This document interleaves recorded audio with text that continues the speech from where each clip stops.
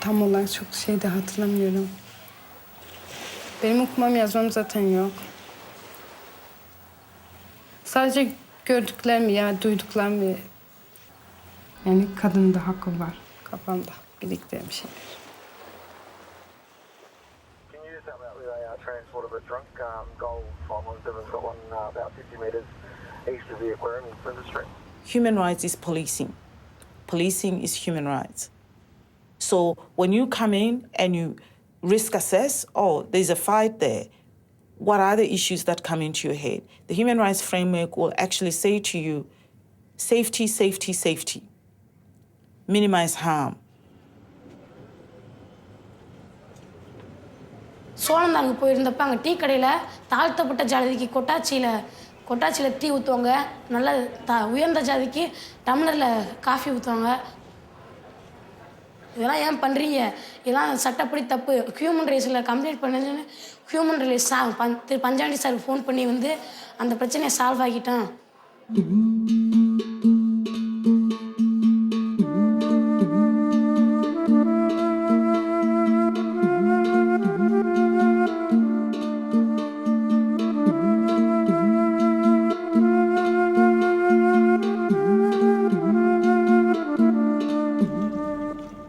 Human beings are born free and equal in dignity and rights. This is the powerful beginning of the Universal Declaration of Human Rights, proclaimed in 1948 by the then newly established United Nations. The full realization of human rights requires all human beings to be aware of their and other people's rights and of the means to ensure their protection. This is the task of human rights education, which builds knowledge, skills, and attitudes prompting behavior that upholds human rights. Human rights education can make a real difference in people's lives, whether a woman in Turkey, a police officer in Australia, or a child in India, as we see in this film.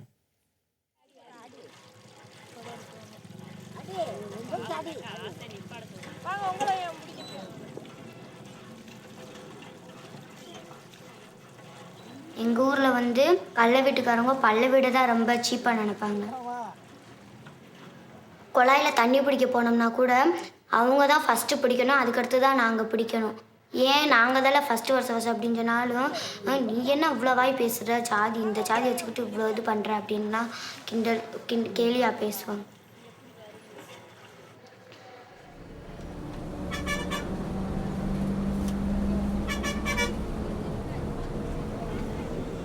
The community of people who formerly were known as the untouchables of this country, who are popularly known today as Dalits, the people who are upper caste, consider them to be impure.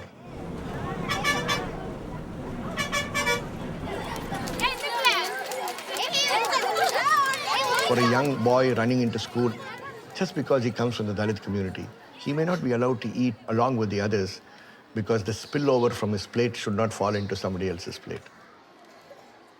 And it is a matter which affects and hurts very deeply the soul of the Dalit. So we started with the word human rights. And then we tried to understand what was Dalit human rights. We understand that these are very powerful words. But who are we? Who are we? All those who are working for promotion or the protection of human rights of all people, they are all human rights defenders. Women can be ஆதிராவனால higher secondary ஸ்கூலில் வேலை பார்க்கும்போது இருந்து இந்த human rights training எடுத்துகிட்டு இருக்கேன். First starting வந்து 2001 திருச்சியில் நடந்த ஒரு ட்ரைனிங் தான் ஃபஸ்ட்டு ட்ரைனிங். அதுலேருந்து வந்து நிறையா விஷயங்கள் எங்களுக்குலாம் உலகத்தில் என்ன நடக்குது அப்படின்லாம் தெரியாது. இந்த ஹியூமன் ரைட்ஸ் அப்படின்றாலுமே எங்களுக்கு வந்து என்ன ஏதுனோடு தெரியாது. அப்படி இருக்கப்போ இந்த ட்ரைனிங் போய் நிறையா விஷயங்கள் கற்றுக்கிற முடிஞ்சிச்சு. Normally, the government won't allow any private organization to get into the school activities. It's very difficult in Tamil Nadu, even in India, whole India.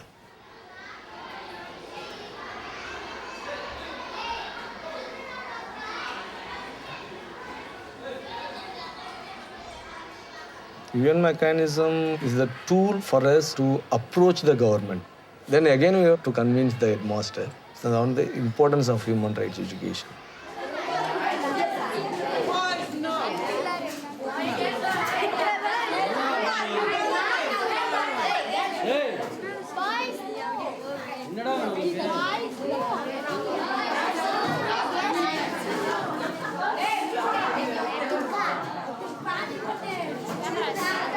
அதாவது வந்து குழந்தை உரிமை மனித உரிமை கல்வியில் வந்து குழந்தை உரிமைகள் நம்மளுக்கு பாடம் இருக்குது. விளையாட உரிமை, கல்வி உரிமை, பேசுவதற்கான உரிமை, இந்த வந்து எழுதி போடு சுதந்திர உரிமை, சுதந்திர உரிமை, நடமாடும் உரிமை.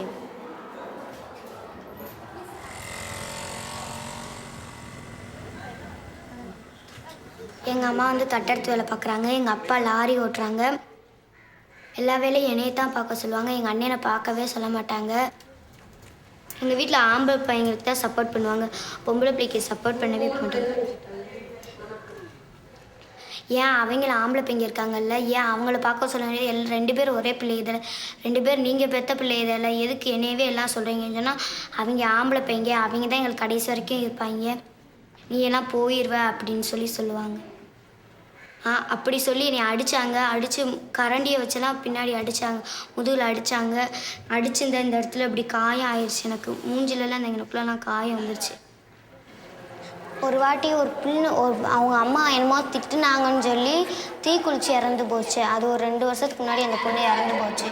ஒரு வாட்டியெல்லாம் நினச்சி இதே எங்கள் வீட்டில் பூச்சி போடுறதுக்கு மருந்து இருந்துச்சு, அதை சாப்பிட்றதுக்கு அப்புறமேலு எதுக்கு நம்மளுக்கு தானே சொன்னதா மிஸ் இருக்காங்கல்ல, அவங்கள்ட்ட சொல்லி எதுவாக இருந்தாலும் தீர்த்துக்கலான்னு சொல்லிட்டு தான். It slowly starts from the children. We cannot move the parents, we cannot say the parents, you have to change your attitude. A small group of children will gather, they will discuss the issues. They will move the community to discuss with the community members.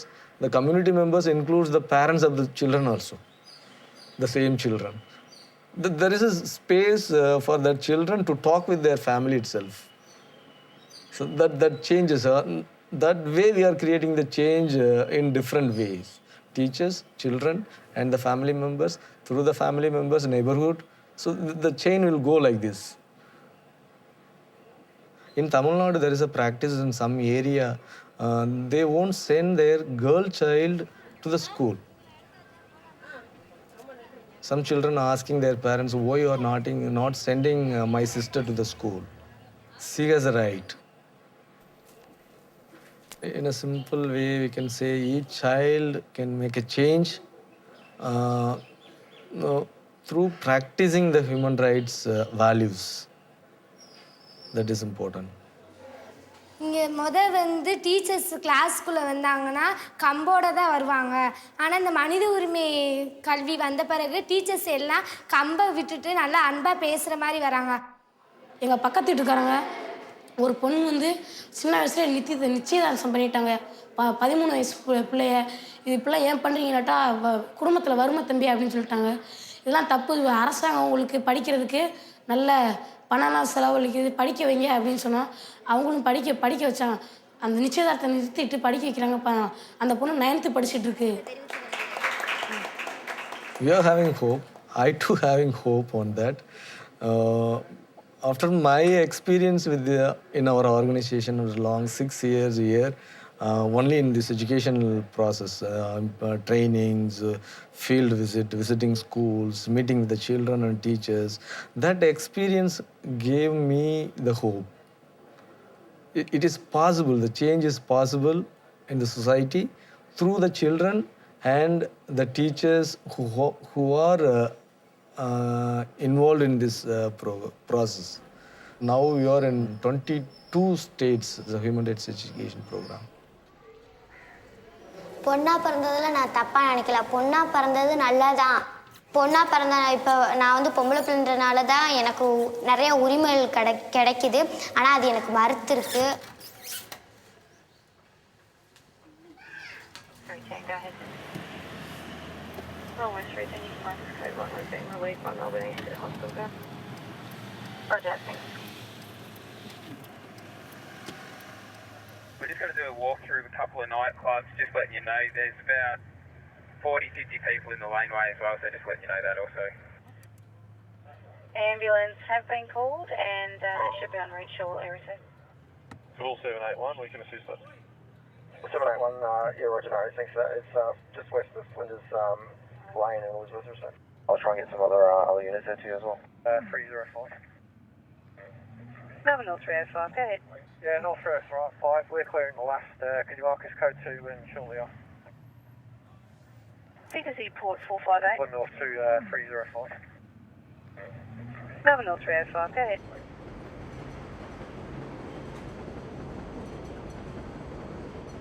It was very obvious from the start that this piece of legislation was going to support the regeneration of policing as being focused on the community rather than us and them mentality. We felt that introducing a charter would send a clear message to the community about society's expectations of how they should treat one another. Australians have a very strong ethos around people deserve a fair go, and the concept of a fair go all round is a key part of our culture. And so talking about human rights in an Australian context is very much about giving people a fair go. It's about the balance of the needs of the offender, perpetrator, whichever language you like to use, and the balance of the needs of the community. But first and foremost, it was really about highlighting what has long been a part of our tradition and culture, which is around affording people dignity and respect and protecting people's rights.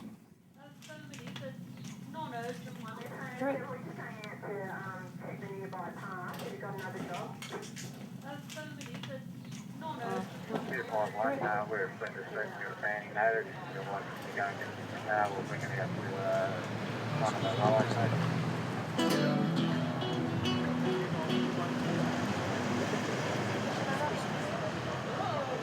One of the challenges we faced was breaking down some of the perceptions that police might not be absolutely focused on human rights. Now, that might be because sometimes police have got it wrong.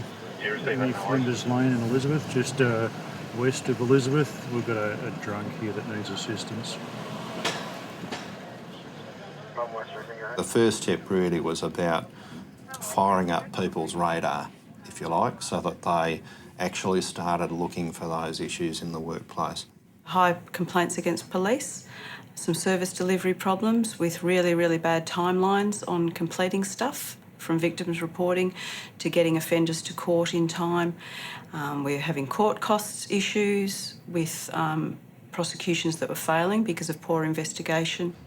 G'day Kev, Torquay Goal, code 1, four-wheel drive. Questions around quality of prisoners' food, making sure that prisoners have access to sunlight, making sure that if we're dealing with suspects, we're respecting their right to silence. The scope of the program is, from day one, it was accessible to all employees of Victoria Police, from the admin worker who takes in the calls to the Chief Commissioner.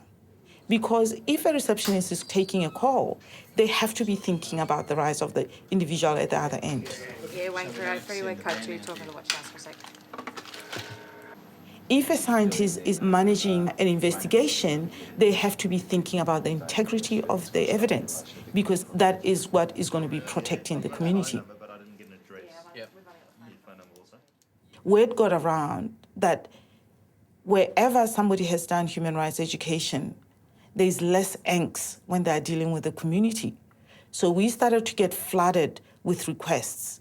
Human rights training is forms part of our foundation training program now. So recruits marching into the academy or going to the academy for their training phase do initial education in human rights.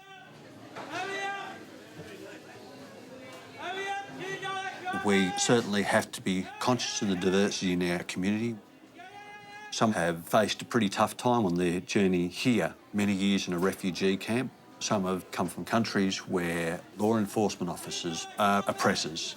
It certainly creates some challenges when we, as Victoria Police, are looking to deliver services. Since we settled here as a new immigrant, a lot of our youth, they were having problems, caused difficulties of understanding how things is working in these countries. Once there is issue, they don't know how to sort it, whether with law or by themselves. Code forwarding Princess between Oregon and Drummond. A simple complaint came in that the police were over-policing Sudanese kids. Our police force is predominantly white. However, we are not going to assume they're racist. We just have to make sure that they understand there's a difference between a person and their behavior. So the person is the person who needs to be protected. If there's behavior that is deemed to be illegal, then we manage the behavior. And that comes from the accountability that is brought about by the human rights framework. Why am I doing this? Is it legal? Is it proportional? You know that we're probably about 50 metres off Flinders Street. So we have very clear parameters. This is how we behave with the community. If you don't, you will be sanctioned. Yeah, 782, receive that, thanks. The policeman came down there, and I'm like, oh, what did I do? Or is there any problem with the boys, or what's happening? And it's like, no, we just want to talk to you about something. There's a program we're running. It's about the youth, youth leadership and all this sort of stuff. Then I'm like, okay, that sounds a bit interesting. We emphasize that human rights are about respect and dignity. And we emphasize that the only difference from culture to culture is how dignity and respect are articulated. If I was to nominate one key thing that's changed, there is now a common language around this stuff. It is much easier now for me and my supervisors, and indeed police who are on the beat, to self-regulate, use a language that their colleagues or their subordinates understand when they're wanting to set expectations around how people should behave and how they should do what is a very difficult job.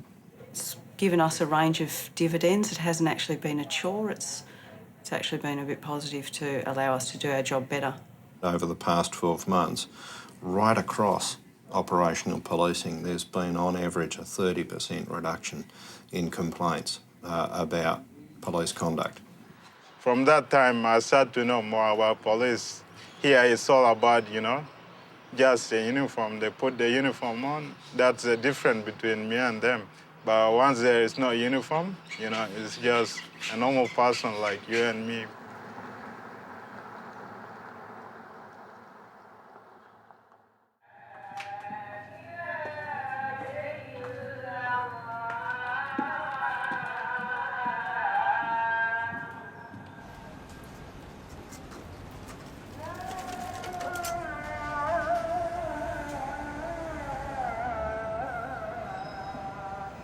Ben de kendi daha çocuğu.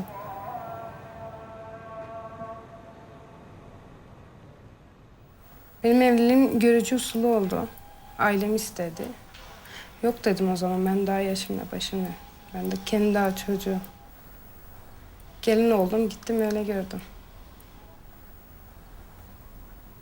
Aniden mesela hiç bilmediğim bir ortama girdim. Bilmediğim başkasının yatağına girdim. Eşim 15 yaş benden büyüktü. Şu an 2 çocuğum var zaten. Hiç unutmam, ben hamileydim olduğuma 8 aylık. Beni o öyle tekmeledi ki. Böyle karnımı sakladım ellerimle falan, tekme vuruyordu karnıma. Bebeğime bir şey olmasın diye karnımı sakladım.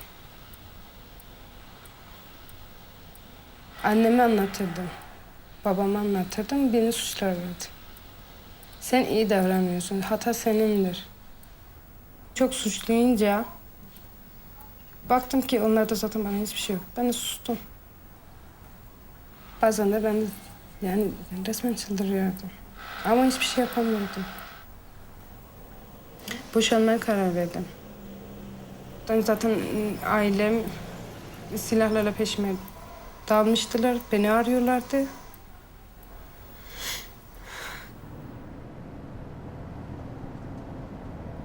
Vakata gönderdi. Vakata geldim işte.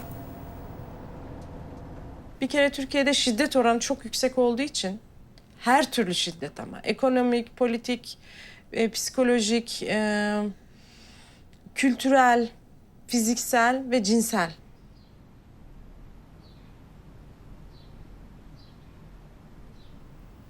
Yani bu zulmü, bu yaşamayı hak etmiyorum. Ve benim gibi bir sürü insanlar da var, kadınlar da var. Çok gördüm ben çevremde. Eğitimle giriyorlar. Müjgan ablam vardı. Ben de sordum. Gül abla dedi ki bana istiyor musun katılmayı? Dernektekiler. Ya istiyorum dedim. Okumam yazmam yok ama bakalım dedim. Bir deneyeyim dedim. Ne öğrenebilirim? Ve başarabilir miyim?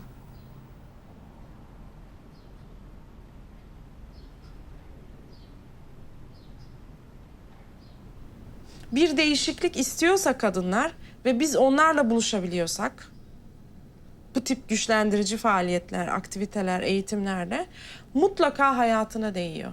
Ne yapıyor? İşte dediğim gibi eğitim hayatına devam etmek istiyor. Evliliğinde sorun varsa bu sorunu çözmeye çalışıyor.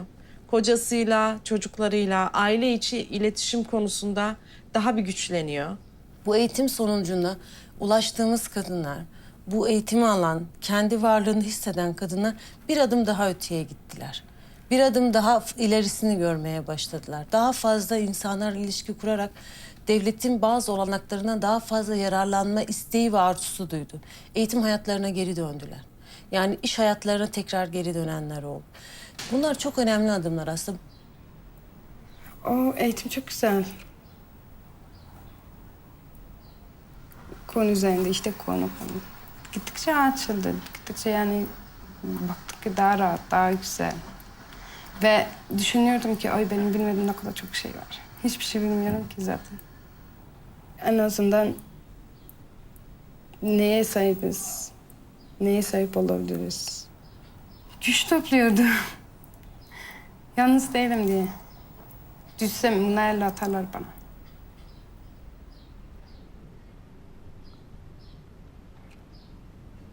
Nitekim bizim kadın insan hakları eğitim programlarına katılan pek çok kadın grup çalışmalarında gördü ki sadece kendisi yaşamıyor. Gruptan pek çok kadın bunu yaşıyor.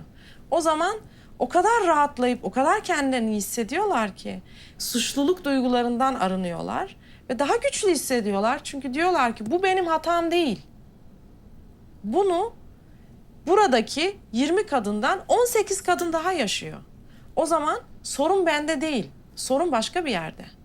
Sorun bütün bu toplumsal hayatta, toplumsal yapılanmada olduğu için de kadın kendini çok daha hissediyor.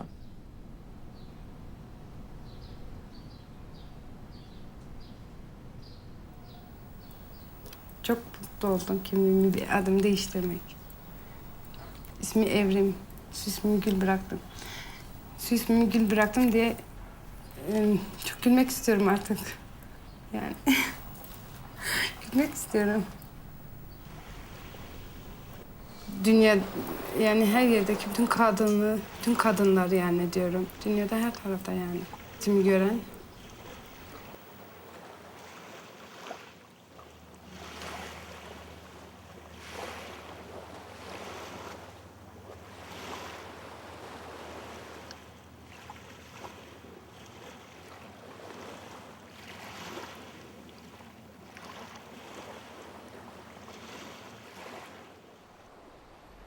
I think when we talk about who is responsible for protecting human rights and for promoting human rights in the world, we have to talk first about the role of governments, because of course we have to lead the cause. We have to set the legal framework. and we have to monitor the implementation of the commitments. But this is also a responsibility of civil society. The organized civil society can play a very, very important role. And finally, the international organizations. Human rights education has to become everybody's collective job. And we are trying our best. I don't think we are anywhere successful to the extent we thought we would be successful. But I think the consciousness is growing. And I think that growing consciousness is what is important. மனித உரிமையில் படித்தனால டீச்சராகவும் ஆசை. அதுபோல் சொன்னதா teacher மாதிரி மனித உரிமை டீச்சராக இருக்குன்னு தான் எனக்கு ரொம்ப ஆசையாக இருக்கும்.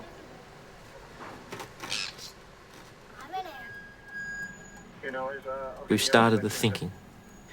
I'm not yet confident that I've got every single one of my members who, every time they go on patrol, it's just a natural reaction to be considerate towards individuals' human rights.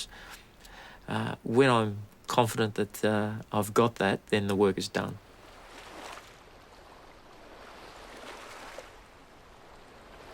Güçlü hissediyorum. Hatta çok.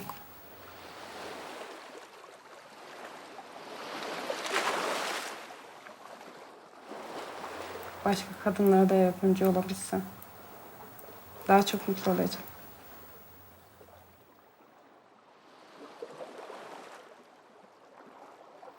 Benim istediğim de o. Örnek olmak. Onu başarmak. İnşallah başarırım.